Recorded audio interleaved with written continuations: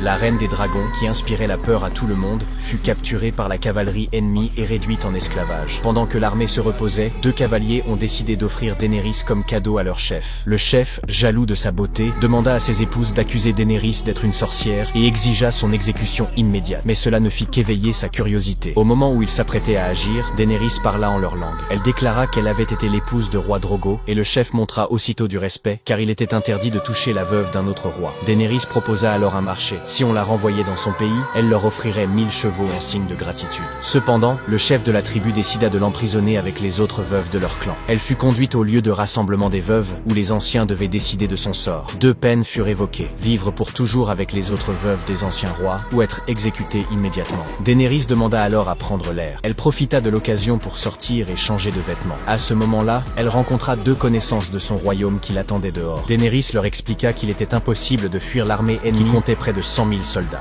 Elle décida donc d'adopter une autre stratégie. Pendant le jugement, les chefs se rassemblèrent. L'un d'eux suggéra que les nobles de son clan étaient prêts à échanger 1000 chevaux contre elle. Mais la réponse du chef fut ferme: les veuves d'anciens rois ne sont pas à vendre. Alors que la dispute s'intensifiait, Daenerys prit la parole.